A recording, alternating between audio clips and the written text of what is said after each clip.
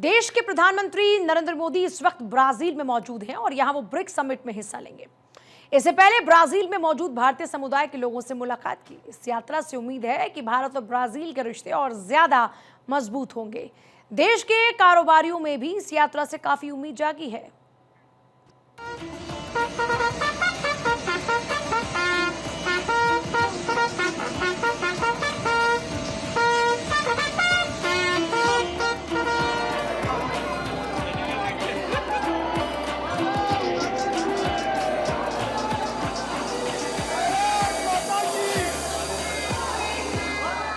देश के प्रधानमंत्री नरेंद्र मोदी इस वक्त 5 देशों की अपनी मैराथन यात्रा पर हैं।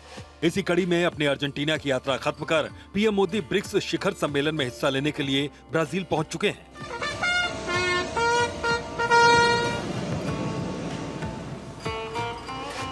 ब्रिक्स समिट बातचीत के लिहाज से बेहद महत्वपूर्ण है। ऐसे कई मुद्दे हैं जिसे लेकर इस सम्मेलन में बातचीत होने की संभावना है।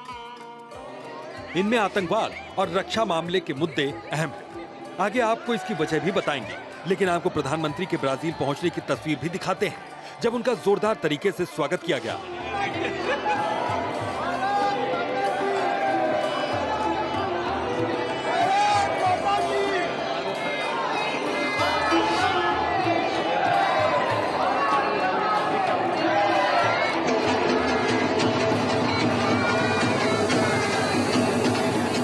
ब्राजील में पीएम मोदी ने भारतीय प्रवासियों से मुलाकात की।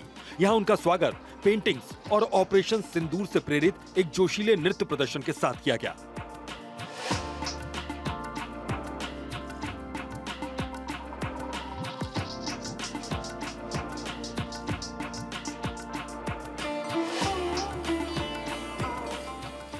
देश के प्रधानमंत्री का यह स्वागत पूरी दुनिया के लिए एक संदेश भी है कि कैसे भारत विश्व गुरु बनने की ओर लगातार अपने कदम आगे बढ़ा रहा है।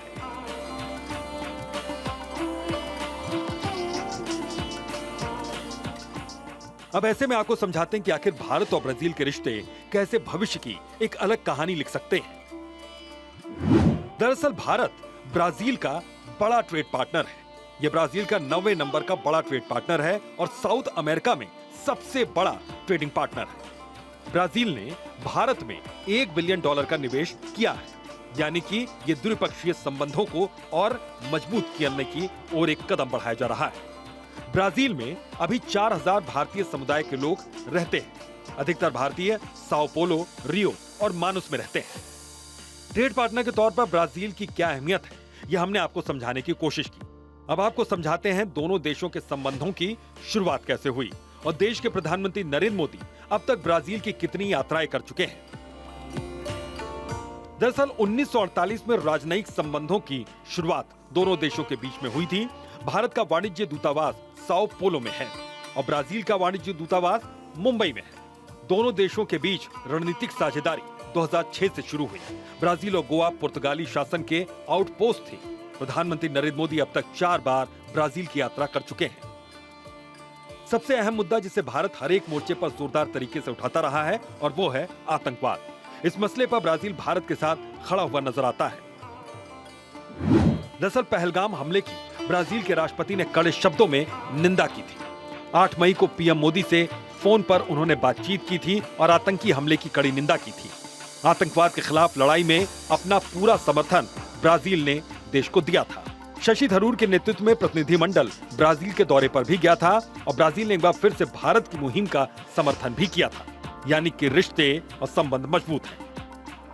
भारत और ब्राजील दोनों ही तकनीकी साझा करने की दिशा में आगे कदम बढ़ा रहे हैं। जानकारी ये है, ब्राजील भारत से रक्षा उपकरण खरीदना चाहता है। डिफेंस डील में आकाश और गरुण आर्टिलरी गन भी शामिल बताए जा रहे हैं। इसके अलावा ज्वाइंट रिसर्च और तकनीक का भी आदान प्रदान होगा। ब्राजील भारत से सुरक्षित कम्युनिकेशन सिस्टम चाहता है। इसके अलावा ज्वाइंट रिसर्च, टेक्नोलॉजी और ट्रेनिंग भी इसमें शामिल है। अब ऐसे में यह जानना जरूरी है कि आखिर ब्रिक्स समिट भारत के लिए इतना जरूरी क्यों है। भारत 2026 में सम्मेलन की अध्यक्षता करने वाला है और ब्राजील भारत को ब्रिक्स की अध्यक्षता सौंपेगा। पीएम मोदी की ब्राजील में मौजूदगी काफी महत्वपूर्ण है, क्योंकि ब्रिक्स के मंच से आतंकवाद के खिलाफ भी प्रधानमंत्री आवाज बुलंद करेंगे।